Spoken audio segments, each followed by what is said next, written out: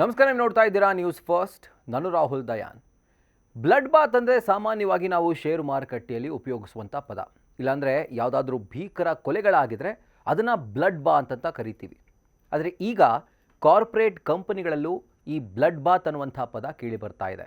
ಅಂದರೆ ದೊಡ್ಡ ದೊಡ್ಡ ಟೆಕ್ ಕಂಪನಿಗಳೇ ಈಗ ಉದ್ಯೋಗಿಗಳನ್ನು ಕೆಲಸದಿಂದ ವಜಾ ಮಾಡಿ ಅಲ್ಲಿ ಅಕ್ಷರಶಃ ಬ್ಲಡ್ ಬಾತ್ಗೆ ಕಾರಣವಾಗಿದೆ. ಇದನ್ನು ಹೇಳೋಕ್ಕೂ ಒಂದು ಬಲವಾದ ಕಾರಣ ಇದೆ. ನಿಮಗೆ ಗೊತ್ತಿರೋ ಹಾಗೆ ಈ ವರ್ಷ ಲೇ ಆಫ್ ಮಾಡಿರೋ ಸಂಖ್ಯೆ ಸುಮಾರು ಲಕ್ಷದ ಗಡಿ ದಾಟಿದೆ.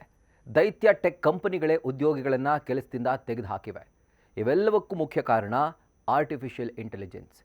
ಈಗ ಕಂಪನಿಗಳು ಕೇವಲ ಕಾಸ್ಟ್ ಕಟ್ಟಿಂಗ್ ಮಾತ್ರ ಮಾಡ್ತಾ ಇಲ್ಲ, ಬದಲಾಗಿ ಕೆಲಸವನ್ನು ಯಾವ ರೀತಿ ಕಡಿಮೆ ವೆಚ್ಚದಲ್ಲಿ ಕಡಿಮೆ ಜನರನ್ನು ಬಳಸಿಕೊಂಡು ಉತ್ತಮ ಔಟ್ಪುಟ್ ಪಡಿಬಹುದು ಅನ್ನೋ ನಿಟ್ಟಿನಲ್ಲಿ ಯೋಚನೆ ಮಾಡ್ತಾ ಇವೆ. ಹೆಚ್ಚು ಜನರನ್ನ ಕೆಲಸಕ್ಕೆ ತೆಗೆದುಕೊಳ್ಳೋ ಬದಲು AI ಬಳಸಿಕೊಂಡು ಕೆಲಸಗಳನ್ನು ಸುಗಮವಾಗಿಸ್ಕೊಳ್ತಾ ಇದ್ದಾವೆ. ಫಸ್ಟ್ ಕ್ವಾರ್ಟರ್ನಲ್ಲಿ ಅಂದರೆ 4 ತಿಂಗಳಲ್ಲೇ 75,000 ಉದ್ಯೋಗಿಗಳನ್ನು ಕೆಲಸದಿಂದ ವಜಾಗೊಳಿಸಲಾಗಿದೆ. ಸುಮಾರು 95 ಕಂಪನಿಗಳು ಈ ರೀತಿ ಲೇ ಆಫ್ ಮಾಡಿವೆ. ಕಾರಣಗಳು ಅನೇಕ ಇರಬಹುದು, ಆದರೆ ಇವೆಲ್ಲದರಲ್ಲೂ ಒಂದು ಕಾಮನ್ ಪಾಯಿಂಟ್ ನಮಗೆ ಕಾಣಿಸೋದು ಅಂದರೆ ಅದು AI. ಈಗ ಈ ಸಾಲಿಗೆ ಹೊಸದಾಗಿ ಸೇರ್ಕೊಳ್ತಾ ಇರೋ ಕಂಪನಿ ಅಂದರೆ ಅದು ಮೆಟಾ. ಹೌದು, ಫೇಸ್ಬುಕ್, ಇನ್ಸ್ಟಾಗ್ರಾಮ್ ಹಾಗೂ ವಾಟ್ಸಾಪ್ನ ಮಾಲೀಕತ್ವದ ಕಂಪನಿನೇ ಈಗ ಉದ್ಯೋಗಿಗಳನ್ನು ಕಡಿತಗೊಳಿಸೋ ಪ್ಲ್ಯಾನ್ ಮಾಡ್ತಾ ಇದೆ. ಅದು ಕೂಡ ಮೇ ತಿಂಗಳಿಂದ ಶುರುವಾಗುತ್ತಂತೆ. ಸುಮಾರು ವಿಶ್ವದಾದ್ಯಂತ ಇರುವಂಥ ತನ್ನ 10% ವರ್ಕ್ ಫೋರ್ಸ್ ಅಂದರೆ ಸುಮಾರು 8,000 ಉದ್ಯೋಗಿಗಳನ್ನು ತೆಗೆದುಹಾಕೋದಕ್ಕೆ ಮೆಟಾ ಮುಂದಾಗಿದೆ. ಅದು ಕೂಡ ಮೊದಲ ಹಂತದಲ್ಲಿ. ಅಂದರೆ ಮುಂದೆ ಈ ಸಂಖ್ಯೆ ಇನ್ನೂ ಏರಿಕೆ ಖಂಡಿತವಾಗಲೂ ಆಗುತ್ತೆ. 2022-23ರಲ್ಲಿ ಇದೇ ಮೆಟಾ ಕಂಪನಿ ಸುಮಾರು 21,000 ಉದ್ಯೋಗಿಗಳನ್ನು ತೆಗೆದುಹಾಕಿತ್ತು. ಈ ನಂಬರ್ನೂ ಕೂಡ ಈಗ ಬೀಟ್ ಮಾಡೋ ಥರ ಕಾಣಿಸ್ತಾ ಇದೆ ಈ ಒಂದು ಡೆವಲಪ್ಮೆಂಟ್. ಮೆಟಾ ಕಂಪನಿಯ CEO ಮಾರ್ಕ್ ಜಕರ್ಬರ್ಗ್ AI ಹೆಚ್ಚು ಹೂಡಿಕೆ ಮಾಡ್ತಾ ಇದ್ದಾರೆ. ತನ್ನಂತಾನೇ ಕೆಲಸ ಮಾಡಿ ಮುಗಿಸುವಂಥ AI ಬಗ್ಗೆ ಹೆಚ್ಚು ಆಸಕ್ತಿ ಹೊಂದಿದ್ದಾರಂತೆ. ಇದು ಕೇವಲ ಮೆಟಾ ಕಂಪನಿಯ ಕಥೆಯಲ್ಲ, ಬದಲಾಗಿ ಅಮೆಜಾನ್ 30,000 ಎಂಪ್ಲಾಯಿಗಳನ್ನು ಕೆಲಸದಿಂದ ತೆಗೆದುಹಾಕಿದೆ. ಸ್ನ್ಯಾಪ್ ಇಂಕ್ 2,000, ಒರಾಕಲ್ 20,000-30,000, ಅಟ್ಲಾಸಿಯನ್ 1,600, ಹೀಗೆ ಸುಮಾರು ಕಂಪ್ನಿಗಳಿದ್ದಾವೆ. ಹೇಳ್ತಾ ಹೋದರೆ ಲಿಸ್ಟ್ ಇನ್ನೂ ಕಂಟಿನ್ಯೂ ಆಗ್ತಾ ಹೋಗುತ್ತೆ. ಇಲ್ಲಿ CEO ಅಥವಾ ಉನ್ನತ ಹುದ್ದೆಯ ಅಧಿಕಾರಿಗಳು ಏನೇ ಕಾರಣ ನೀಡಬಹುದು, ಆದರೆ ಇವರ ಮುಖ್ಯ ಉದ್ದೇಶನೇ AI ಕಡೆ ವಾಲೋದು.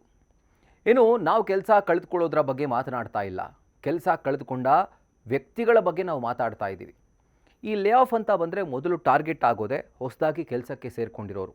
ಅವರಲ್ಲಿ ಅನೇಕ ಜನ ಸ್ಟೂಡೆಂಟ್ಸ್ ಇರ್ತಾರೆ, ಸ್ಟೂಡೆಂಟ್ ಲೋನ್ ಕಟ್ಟೋದಿರುತ್ತೆ, ಹೋಮ್ ಲೋನ್ ಕಟ್ಟೋದಿರುತ್ತೆ, ವಿದ್ಯಾವಂತರಾಗಿರ್ತಾರೆ, ಡಿಗ್ರಿ ಪಡ್ಕೊಂಡಿರ್ತಾರೆ, ಕನಸನ್ನು ಕಟ್ಕೊಂಡಿರ್ತಾರೆ.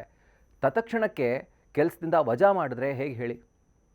ಇನ್ನು ಕೆಲಸದಲ್ಲಿ ಹಂಗೂ ಹಿಂಗೂ ಉಳಿದುಕೊಂಡ್ರೆ ಅವರಿಗೆ ಈ ಸರ್ವೈವಲ್ ಗಿಲ್ಟ್ ಅನ್ನೋದು ಕಾಡುತ್ತೆ. ಅಂದರೆ ತಾವು ಕಂಪನಿಯಲ್ಲಿ ಉಳ್ಕೊಂಡು ತಮ್ಮ ಜೊತೆಯಲ್ಲಿ ಕೆಲಸ ಮಾಡುವಂಥ ಎಷ್ಟೋ ಜನ ಮನೆಗೆ ಹೋಗಿರ್ತಾರೆ. ಅದನ್ನು ಅವರು ಕಣ್ಣಾರೆ ನೋಡಿರ್ತಾರೆ. ಮುಂದೆ ನಮ್ಮನ್ನು ಯಾವಾಗ ತೆಗಿತಾರೋ ಅನ್ನೋಂಥ ಭಯದಲ್ಲೇ ಅವರು ಕಾಲ ಕಳಿಬೇಕಾಗುತ್ತೆ, ಕೆಲಸ ಮಾಡಬೇಕಾಗುತ್ತೆ. ಇಲ್ಲ ಕಡಿಮೆ ಸಂಬಳಕ್ಕೆ ಉಳಿಸ್ಕೊಳ್ತೀವಿ, ಕೆಲಸ ಮಾಡ್ಕೊಂಡು ಹೋಗಿ ಅಂತ ಹೇಳ್ತಾರೆ. ಅಂದರೆ ಮತ್ತೆ ಅಲ್ಲಿ ಅವರಿಗೆ ಹಣಕಾಸಿನ ಒತ್ತಡ ಉಂಟಾಗುತ್ತೆ. ಇದನ್ನು ಸರ್ವೈವಲ್ ಗಿಲ್ಟ್ ಅಂತ ಕರೀತಾರೆ. ಸೊ ಇದರಿಂದ IT ಉದ್ಯೋಗಿಗಳಲ್ಲಿ ಸುಮಾರು 72% ಜನ ಡಿಪ್ರೆಷನ್ಗೆ ಒಳಗಾಗಿದ್ದಾರೆ. ಸುಮಾರು 80% ಜನ ಇನ್ಸೋಮ್ನಿಯಾ, ಆಂಗ್ಸೈಟಿಯಿಂದ ಬಳಲ್ತಾ ಇದ್ದಾರಂತೆ. ಸೊ ಒಂದು AI ಎಷ್ಟೆಲ್ಲ ಎಫೆಕ್ಟನ್ನು ಮಾಡ್ಬೋದು ಅಂತ ಜಸ್ಟ್ ಇಮ್ಯಾಜಿನ್ ಮಾಡ್ಕೊಳ್ಳಿ. ಸೊ ದೊಡ್ಡ ದೊಡ್ಡ ಜೈಂಟ್ ಕಂಪನಿಗಳಲ್ಲೇ ಈ ರೀತಿಯಾಗಿ ಆಗ್ತಾ ಇರುವಂಥದ್ದು ನಿಜಕ್ಕೂ IT ಎಂಪ್ಲಾಯಿಗಳಿಗೆ ಒಂದು ದೊಡ್ಡ ಆಘಾತ. ಆ್ಯಂಡ್ ಮುಂದೆ ಏನಪ್ಪ ದಾರಿ ಅನ್ನೋದರ ಒಂದು ಶಂಕೆ, ಆತಂಕ ಎಲ್ಲವೂ ಕೂಡ ಅವರಲ್ಲಿ ಇದ್ದೇ ಇದೆ.